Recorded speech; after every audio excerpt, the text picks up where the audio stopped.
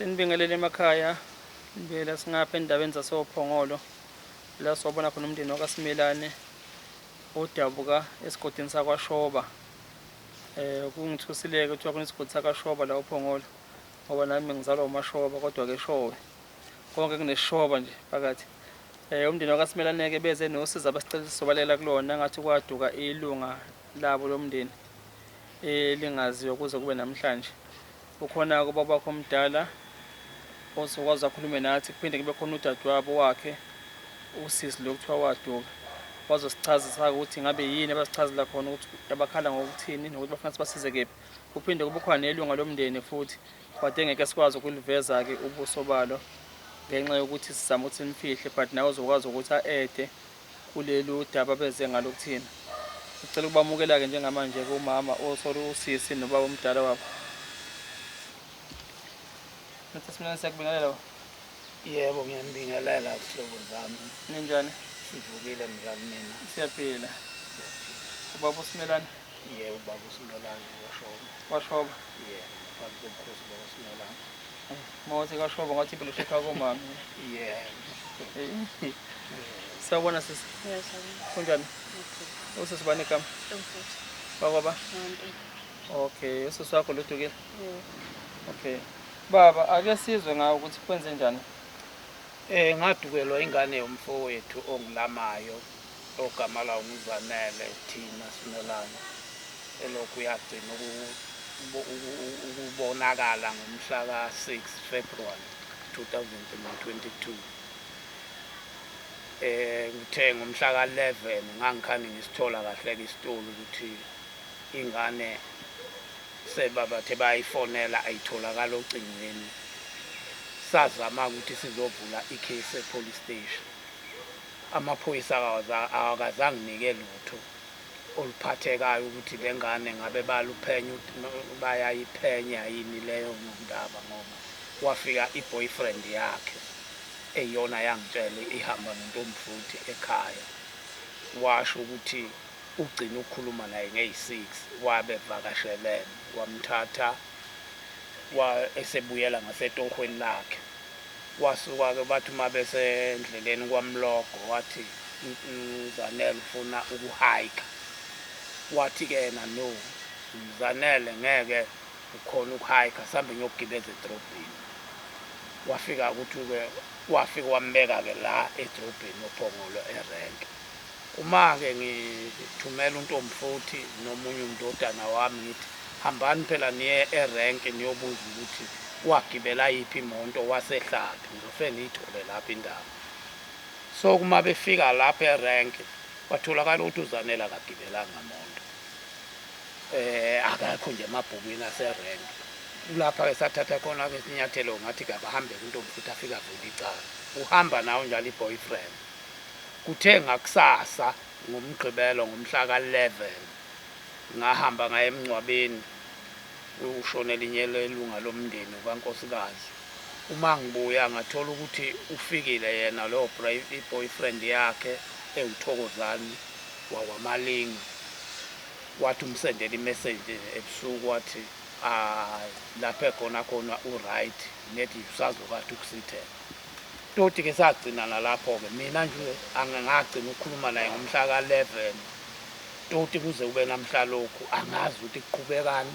Amaphoyisa akho feedback ayibuyisayo ukuthi kulelo cala elavulwayo nagcina sisesha sifikaphi, ngoba ngiyakhumbula efika ngelinye ilanga kwakuyi-Friday noma ngingasazi ukuthi zazingabi, bathi basaya kuye. Emva kwalokho-ke ngabe sengizwa kuthiwa bamthola ekhaya engekho, bamfonela bathi akafike edrobheni. Uma efika edrobheni bakhuluma naye-ke ngoba ngangingekho ngeke ngazi ukuthi bakhuluma bathini naye. Kodwa njengakuzwayo ngezwa ukuthi ubalekile washiya imoto yakhe e-police station. Until today akukho esikwaziyo ngayo. Manje-ke kuyangihlupha kakhulu lokho ngoba phela udaba uma usuludlulisele ezandleni zabomthetho uyewazi ukuthi konke uzokuthola e-police station ukuthi sebekuphi nodaba kwenzakalani manje. Until muze ube manje nje amaphoyisa angikwazi noma yayihlupha ngalo noma wayihluphanga nje from nje kusuka lapho angazi. uboyfriend uthi usendelwe imessage isona isithando sakhe ndoda. yebo uthi usendelwe isithando sakhe ngomhla ka 11 ebusuku ngoba ufike ekseni ngomgqibelo nge12 ufica omunye untombazane ekhaya ke uthi ke nansi imessage asengisendele wona uZanele uthi hayi la ngikhona khona nge-right nethi nje ngisazuke ngithi ukusithela isikhashana kodwa nje ngibuye ngibona ungahlupheki isithando sami bathi isho njalo imessage kodwa ngoba ikhona kuleyo ngane mhlawumbe kuba amaphoyisa maye ngayilandelela ngoba mina nje igama engalishoyo mangibuya emncwabeni lapho ngathi akathathe ngabe phela umtshele uzothatha imessage ayise police station kube yibona abantu abazolandelela ngendlela abalandelela ngayo amthini ke kuze kube manje nje ngoba kuphela 2 years ingane yami ngingayazi ukuthi ikhona ngoba akusekho engikhalelayo sengikhalela nje just ithambo lakhe ngoba angikholwa ukuthi umuntu angaduka iminyaka emibili ebe nezingane kuthiwa lowo muntu lowo uyaphila uthi sizondliwa ubani izingane sifundiswa ubani just nje mina uThokozana maye ngangisiza angikhombisa ithambo ukuthi cha ambulala athi ngambulala ngamphosala just ngazi ukuthi ke sengiyofuna kuleyo ndawo noma ngingatholani noma ngiyothola nje lelo thambo engiyolithola noma unyawo noma ikhanda noma yini nje sithi mayikhombile yena ukuthi ngambulala ngamgqiba la noma ngamphosa hayi ngiyokhululeka sekuyosebenza ingalo yomthetho kuye ngoba kuze kube manje nje siyabukana nje nakukho khuluma nomuntu manje ke ilokho nje mina ngikukhalelayo ukuthi ngize ngizofika kuthuleleni ukuthi mhlawumbe yona khona engangisiza ngakho mayelana nomkhondo kaZanele. Ithanda ukungixaka mawukuthi waya ngasendela ifamily yakhe imessage asendela uboyfriend ubufuna atshele nefamily uthi hayi baba noma dadewethu hayi khulekani la ngikhona waya asendela imessage uboyfriend ukuthi ungakhathazeki ubesaze ngani ukuthi uyafuna konke yabo nje yebo yikho lokho nami kwayikhona kwangishayisa izindiyandiya ukuthi phela ngabe yena ufonele nangusisi wakhe noma ubani owefamily ngoba phela unazo inombolo zamafoni kwakufuneka yena enze lokho ukuthi ke cha ningahlupheki baba nomama mina ngiyaphila noma sisibhuti ngiyaphila lapha ngikhona khona nethi nje khona okusangiphazamisileyo ukuze ube kuphela kungani inombolo imessage ayisendele yena eyi1 yikho kungiphazamisa kakhulu emqondweni njalo nje kuyangiphazamisa ukuthi kazi lokho ayekusho vele kwakusho noma wayenza nje ngiyacabanga ukuthi ke nami ngilandela lapho ngemessage yakhe nanokuthi amaphoyisa esefikile kuwo ashiya imoto yakhe ahamba ayohlala ekhaya uma efonelwa amaphoyisa usithi inganangi lo muntu ethi amaphoyisa hayi khululekani zobuya zizodila ngalowo muntu amthini namanje asadila ngayo asazi ukuthi ke ngoba phela ingalo umthetho mhlawumbe thina sasithatha ngobuntu nje ukuthi uma sethe emaphoyiseni ingani ukhona umuntu ethi amaphoyisa hayi sizodila ngayo amthini namanje asadila kodwa thina sibe sihlukumezekile. Ngiyezwa baba uyathusa ake sizwe nangapho sisi uyathusa kulesi sikhathi samanje ngoba la lesihlava sokubulala abantu besifazane siyasazi singakanani but singasho ukuthi usisi ufile kodwa nje kuyathusa ukuthi ungaduka umuntu uthi uye zonke bese kuba khona imessage engenayo kulo yangena kuyena angathinti umndeni wakhe athinti iboyfriend ubona ukuthi iboyfriend kuphela ebalekile kodwa lo muntu unaneyingane ekhaya ukuthi atshele umndeni wakhe ukuthi nami ke same message ingeneke nakunina kodwa ke asazi dadewethu uyaphila ma yebo nangu baba wakho la esilandisa kwenzakalani sesigawa njengoba sechazile nje baba omkhulu ngengisalanda okuningi ngisaphinda akushilo ngizosho nje mhlawumbe akukhohliwe nangakushongo nangakwazi wafika kimi uThokozane kwakulwisini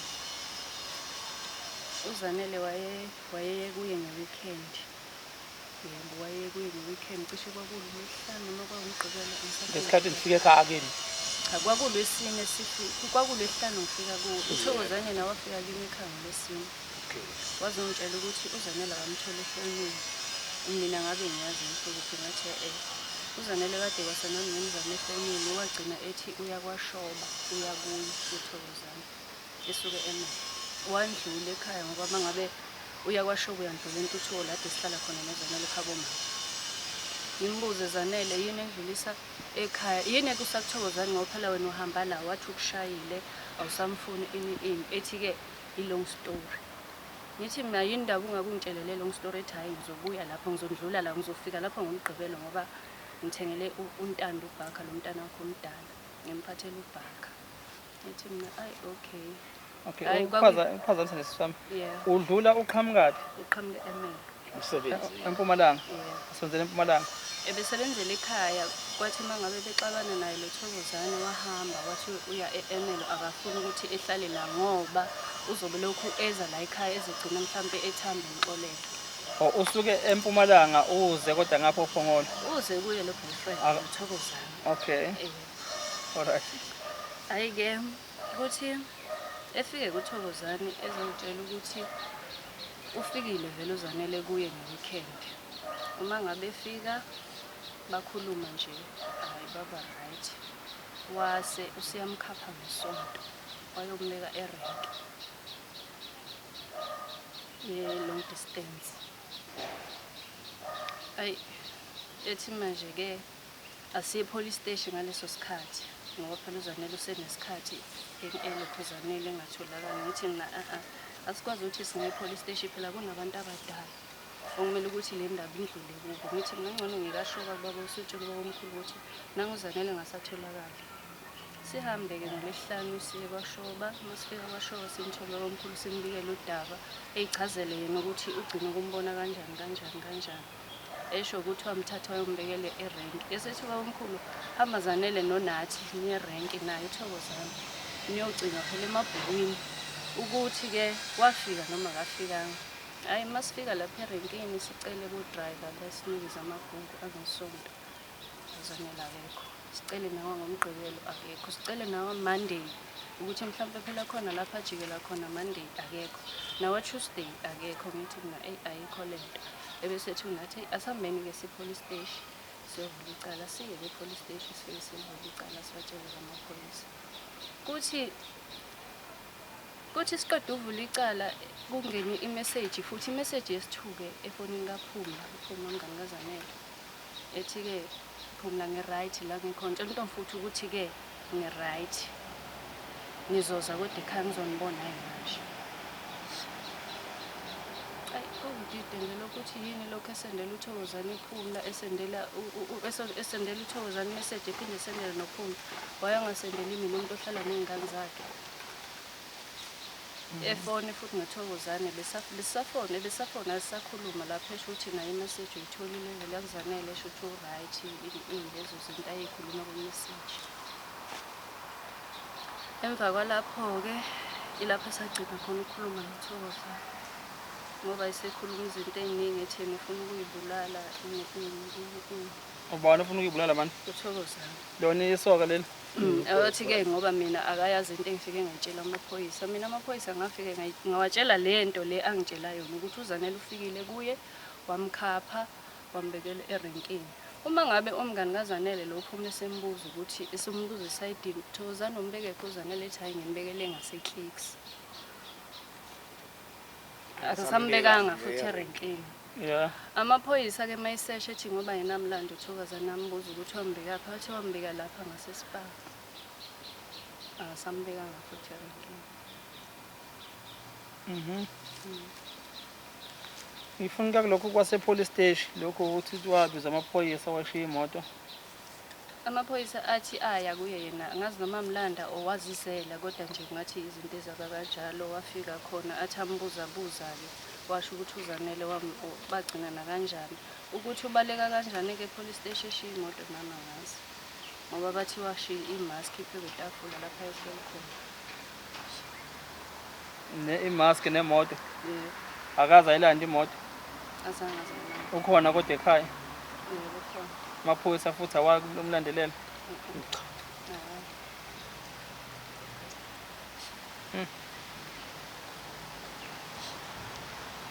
South Africa ngikanti niyaluzwa udaba libe besilandisa nje. kukhona nje mhlambe engathi ngizama ukuthi engikupick upayo kokunye kokubalekile kubantu abasebenzisa public transport. Uyabona ukuthi kubaleke kanjani ukugibela erank. Yes, zona imali asinazo, abantu bayahike abantu abaningi, but nokuhike sokwaba ingozi. But uyabona ukuthi ukugibela erank ukuthi kubaleka and because ithwebha ukwazi ukuthi ubhalise ebhukini. Leliya bhuku uyalibona manje umsebenzi walo ukuthi liyaveza ukuthi sizazange agibele erank. Asazi ke noma wahike noma kwenzakalani, kodwa ke ngokwase rank sekushiwo ukuthi sizayike emabhukini. So ke sengiveza ukuthi kubalekile ukugibela erank la khona ukwazi ukuthi noma kuthiwa kwenzeka ingozi but ebhukini kusokwazi ukuthi kugibela abantu abawusibanibani abasuka endaweni ukuthi nenamba zabo zocingo. But ke kule iyathusa ukuthi namaphoyisa kumanje athule akaze babheka namafoni abo sisi.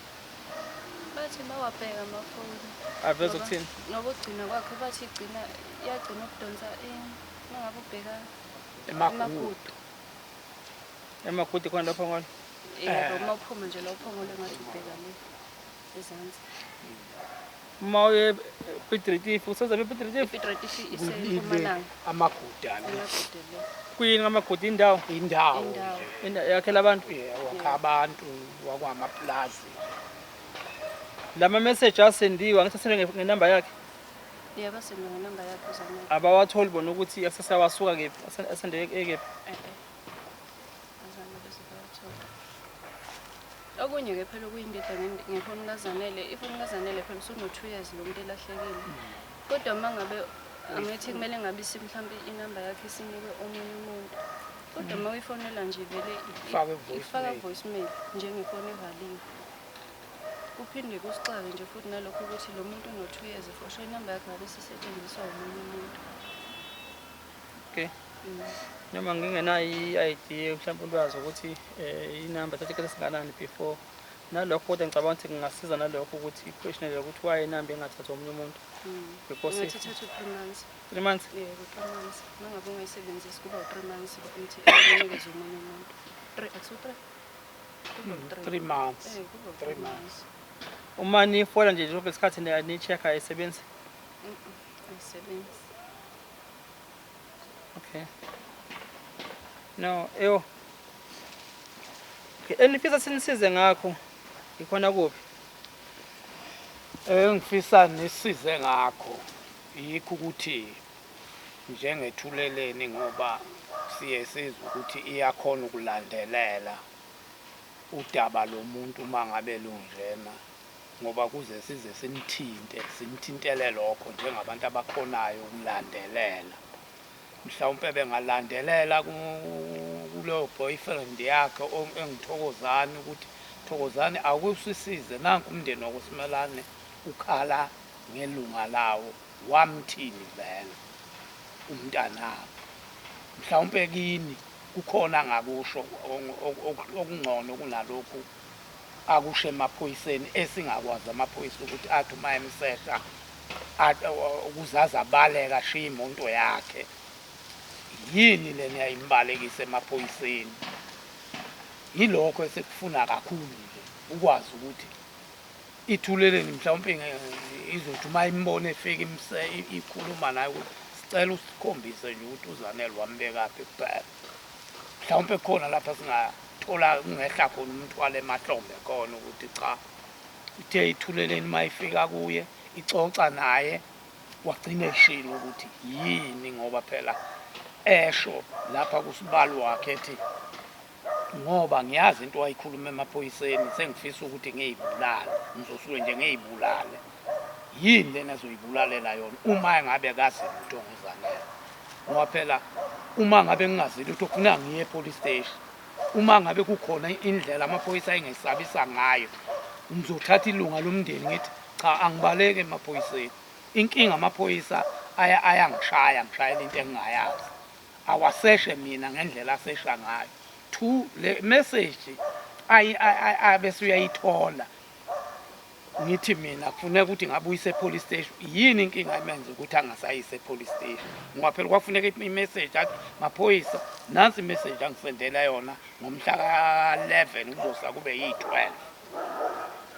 Lawo ma message umzali wakhe ongumama wakhe wafika kimi wangitshela kwakungolwesibili ngalelo langa ukade befike kimi nge-11 wafika umama wakhe washo khona ukuthi bathi basendelana ama-message ngathi mina mtshela umuntu akathatha ama-message awase-police station phela i-police station ezobona ukuthi ifoni yalo muntu isebenza nje ikuphi akazange-ke kusho ukuthi akwenze lokho ekugcineni ubalekela amaphoyisa kusho ukuthi-ke kungakho mina ngikholelwa ukuthi uyamazi uZanele ukuthi ukuphi njengamanje akakwazi ukubalekela amaphoyisa abalekelane nami phela ngabe kube mangcono sisondelene sifuna sobabili naye ngabe kuyezwakala since lo ngamgcina umhla ka-11 ukukhuluma mina nawo umlomo nomlomo toti kuze kube namhlalo manje-ke yilokho engikukhalela ukuthi mhlawumbe uma ngifika kuye khona okuhlanga khona.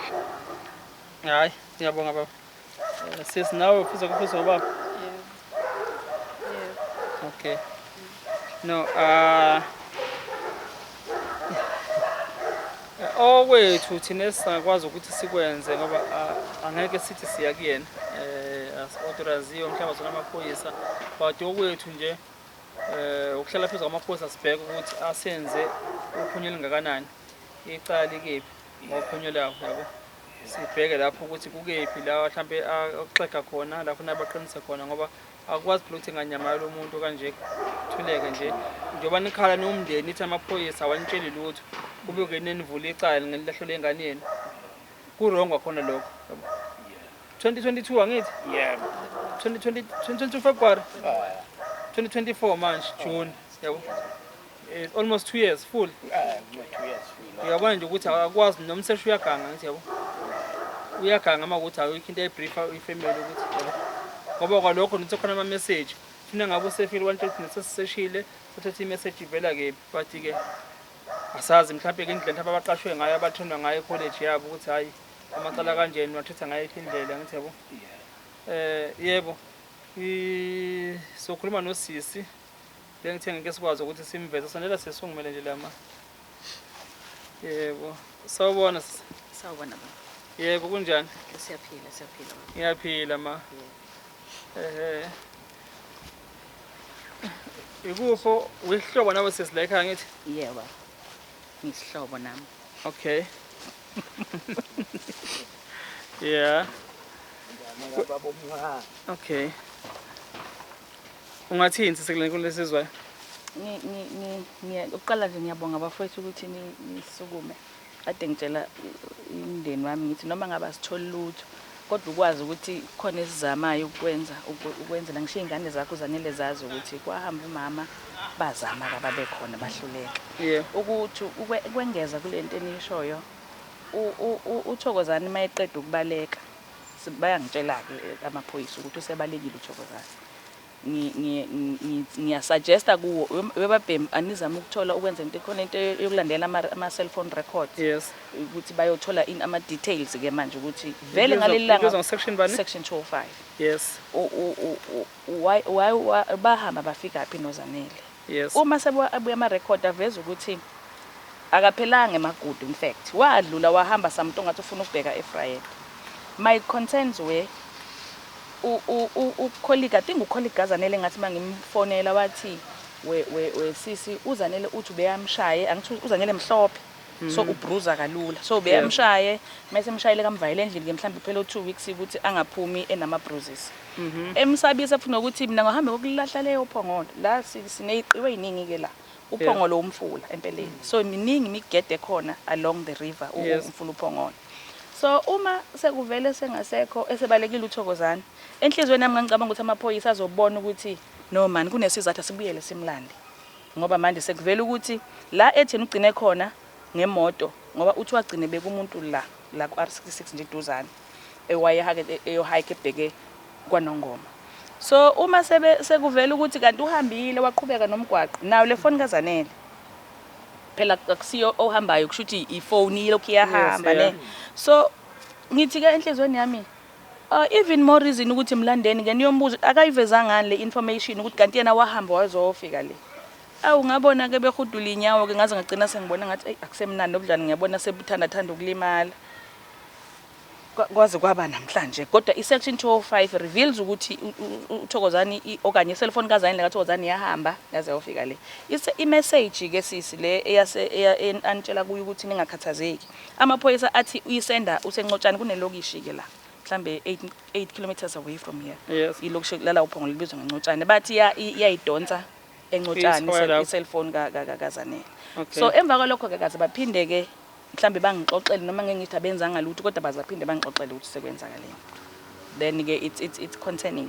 kuneyiqiwi ngapha inqwaba kunamahlathi ngapha kunemigede ayikho into angikaza yenza umuntu mayehlosile ukuyenza angisho kunjalo but one is tempted to believe ukuthi ikhonto enziwa ngalengane more so ngoba wayengaqala ukuze ekhaya abuyele emuva kwakubaleke ngani ngaleli yalanga nto uzolahleka ukuthi mayese ehambile ephinda afaka imessage ethi ngi-right yini leni yayimenza ngalelo langa another thing uthi kudadewabo uze nobhakha wengane ngizodlula ngubeke akasabuyele ekhaya kuzobe kubhakha ngane akasasho futhi kudadewabo ukuthi hayi ubhakha futhi indlela eya ukusuka kubo kaThokozani ukuza la edrobheni udlula ekhaya kubo kababa wakufuna ukuthi ashaye ihuta athi nasi isikhwama sengane asiphonse babezobona ekhaya ukuthi basenza njani again from ikhaya la kamama kaZanele ukuza la ekhaya kithi kusho ukuthi it's a matter of about I would say 20 kilometers up so kusho ukuthi udlule ekhaya uZanele ushiya udadewabo emumva nezingane engabe okungcono uthi manje nemgwaqweni nithatha into zengane uza ngoba ujaha ukuzofika la and mina ngiaware ukuthi lo mfana uyamshaya amvayele endlini athi ungaphumi ngizokubulala mina ngiyokulahla kuphi yabona and abangani bakhe bayayazi lo information leyo so it's your yeah iloko ba Umseshi uthini manje ukhuluma naye? I think a month ago mangikhuluma naye uthena yena akasaza ayithini lento kodwa ukholwa ukuthi abakhulu sebezoyibona that was the short answer he gave me kodwa ukholwa ukuthi abakhulu sebazoyibona. Okay, if a person run away from the interrogation room whatever ngisiyabona bebe interrogator khona kusimbolize ukuthina emaphoyiseni lokho what is the meaning of that bamiyeke futhi ashiya imoto bese kuthiwa futhi ukhona la edrobheni nakubo amaphoyisa angenza follow up. Ngicabanga ukuthi ubudlelwane bethu nje nawo mangeke noma ngeke ngisho ibubi kodwa engabe sengiyakubona ukuthi sekusekho mnandi kahle kwakuyilokho ukuthi guys ubalekelana bengazi lutho why would umuntu because lo mfana akasebenzi ukuthi usebenza uhola imali eningi ukuthi athi anginandaba nale moto izoyikhokhela insurance mhlawumbe o ngizoyithenga enye kwakuyiyona asset yakhe nayo nje le moto iyona nto nayo emhlabeni angayibiza ukuthi asset nayo why eyishiye la 2 ngiyawuzwa kumoya ukuthi wathi uhlala no poison yena emaphoketheni kulezi ansuku ke kusashisa ke uthi uma efika nje amaphoyisa uzovela phuze upoison afe ngoba ngeke yena hamba yohlala ejela hlala into ongayazi so all those things zenza ukuthi ungazi ukuthi uzoyibulalelana ngento ongayazi ngoba uma nawe ulahlekelwe njengathi ngabe sila sonke. Oh, i-case number 9. Yes we do. Okay. Yeah. No. Hayi kulungile ngiyabonga sisi. Siyabonga. Yeah, kwalukhuni ke South Africa osizi ke libhekene nabantu besifazane ke South Africa. It's one of those cases. Sebaningi abantu beduka benyamalala bengatholakala kwenzakaleni. Ingeke ke ngimention ama cases niyakhumbula nje khona nenye case ephuthi la ke ladona namhlanje yaze litholakala. Kodwa kwagcina egwetshiwe ke fiance yakhe ngithi boyfriend noma fiance although isidumbu singaze sitholakala but ngakho nje lokuchecka kwabasisho ukuthi balandele ngempela ukuthi kwaba khona ukuxhumana kwakhe uboyfriend naye usisi lo ufish nakhona la ngicabanga ukuthi the very same thing engafuneka yenze amaphoyisa if engakwazi ukuthi intensify i-investigation yawo kukhona ongatholakala la yebo kukhona ongatholakala and kunakuyena ke umfowethu lo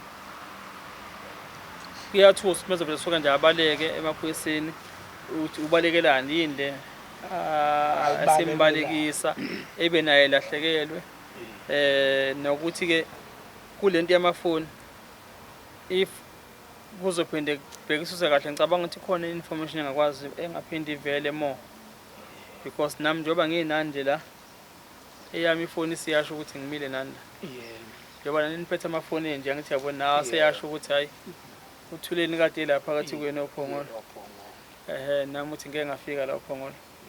So ke but ke asikele kubona abaseshi nama expert. Phela okwethu ukuzama ukuthi sithathe udaba soluse kwaba ngaphezulu if makuthi amaphoyisa la uphongolo ayahluleka. Ngoba sesiside lesi sikhathi lesi siyakuthembisa lokho njengenhlangano ethweleni if ufuna silithathe udaba silisuke iprovince nakhona sizohamba siyonqonqoza silendla nanto udaba. Akwazi ukuthi unganyamala umuntu esifana nje kanje kuphele kanjalo. Yes yabo ebe nezingane. Uma ekhona ke nala ekhona siyacela phela sesuziveze na umndeni wakho uyawuza uyakhala. Uzele ushiyile ingane uthi ingane zakho zikhuliswa ubani. Yabo nangi baba wakho uyakudinga ngapha nangu sesi wakho uyakudinga ngapha.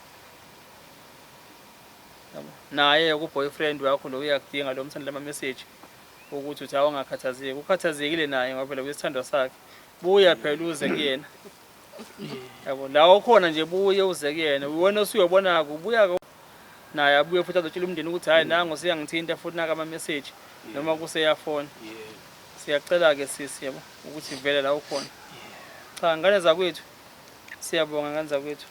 Sizwana nani kakhulu kulolu daba enibhekene nalo kodwa ke nathi njengenhlangano ethweleni siyazikhuluma ukuthi sizokwazi ukuthi singenele silekelele kungamandla ethu. Siyacela nathi nje ukuthi sithi khomo uselodi ukhala. Sivuye ngobumnyama impela emakhaya sisabuyela khona sizosibe ngobumnyama futhi. No sizothintana ngane zakwethu sinazisa. South Africa niyaluzwa ke udaba seliphele lonke. Bantu besifazane siyacela niqaphele ngane zakwethu. Yebo. Uthando thwake Thiwani bathi ngesingisi love is blind. Bathi aliboni uthando, aliboni uthando noma uthi uyashawa kunjani. Aliboni ukuphela uthi hayi ngiyathandwa yabo. Noma usukhishwa amazinyo hayi ngiyela kuyena uyathanda yabo. Khuluma uma unenkinga, khuluma uphumele ngaphandle, musu ukuthula. Khuluma, cela usizo. Ngoba mhlawumbe ngaba sikho la. Cha. Yabo. Siyazi nakhona likhona lokwakhiwa uthando. Mhlawumbe lenza ukuthi kuvaleka amehlo. Twezi hayi akaphalaziswe la uthi kanti phela inyama yengwenye iyasebenza. Ngithenga inyama yengwenye iyasebenza inyama yengwenye. Basho njalo bathi amafutha hayi impela ngithenga inyama yengwenye la ngibhiqa enyameni laphana kuyofuma khona okurekhiwe okufakiwe. Lokho nje ngane zakwethu cha. Sizondekela ngane zakwethu. Siyathembisa sondekelela. Ngathokoza kakhulu bakithi ukuselekelela ngoba uyazi uma uhleli ungcono amathuni wabona uthi nanka amathuna ngibani lona ngibani lona ngibani lona. Yena elakhe ke uzolikhombapi ngoba phela ku right vela amathuni mangiwabona ukuthi uzombeka lapha eceleni ukababa wakhe noma ngabe ngamathambo. Manje ngikhalela nje ukuthi uThokozana ngikhombisa ukuthi wambekaphi phela ngoba ukube uthi ngambeka kwamlogo wayihayikela wayiyela lapha eyela khona ngabe ngithi hey uyaboke lokhu kuhayika manje ethi wamthatha wambeka erank futhi akasagibeli. Hayi lokho ukuthi kungiphazamisa ke emqondweni why manje futhi abaleke angasondeli phela ukuthi asifune sonke ukuthi namanje baba kwaMtholi nami ngithi namanje mfana kwaMtholi kodwa manje siyabalekelana nje naye akafuni ukuthi sidibane. Akukho wakhona esike sasondelana nawo wamalinga usibonisa ukuthi siyaphi. Manje ilokho okungikhalisayo kethuleleni ukuthi ke cha ngiyathemba ukuthi mase nilungenelelele nasemaphoyiseni mhlawumbe bazakwethu ukuphakamisa inyawo. Hayi ngibonga kakhulu. Ake sihlale ethembeni lokuthi sithi uyaphila. Singalibeki kakhulu ukuze silimaze ingqondo noma khona phela into esiyibuke yenzeke ezweni siyabona ukuthi ubulawa kwasimame kuba njani abantu besifazane but nje ake sitshele ukuthi uyaphila apha nithela amaphoyisa azositshela lokho esingakwazi. Ukuthi khona mhlawumbe sekutholile yabo. Ngoba ngiyacabanga nje isimo nanezingane ekhaya ukuthi zinjani singambona umama Christmas expect umama afuna afika namathoyize but ke kulungile siyabonga South Africa. Nisale kahle emakhaya. Okay Zanele ngoba ungibona ngilapha kuthuleleni nosisi wakho ngisalwa wona leyo mpi ukuthi phela uma ukhona simelane ngiyakucela mngane yami ziveze ungasali usucasha impela ngoba ngikhathazekile nezingane zakho nalawo sisi wakho njengoba ehlala nezingane zakho ukhathazekile ngoba akazi ingane uzozondla ngani uzoyiqokisa ini ngoba phela selokhu wahamba nje ingane lokhu zabheka endleleni uyitshela ukuthi uyiphathele impahla ayimthili kuze ube namhla lokhu nalezo mpahla sazi noma zazikhona wayithini uThokozani ngoba phela wafika kuThokozani ukuthi ke wathi uma usuka kuThokozani ke nalahlana kuphi noThokozani ilokho engikukhalelayo Zanele ukuthi buya nomndeni nje ke uyakhala ngawe Zanele phela ungabibikho ngoba babona ngasithi mhlawumbe akunakekile ukuthi uyafuneka kanti ngiselokhu ngiyenhle ezansi nawe Zanele lapho khona uma ngabe usaphila siyacela sisukuthi ubuye ey'nganeni zakho zingamantombazane ziyaludinga uthando lukamama mina ngayinika kodwa ngeke kufike kuwo buya sisi buye ey'nganeni zakho nakithi ubuye siyakudinga kakhulu siyakuthanda futhi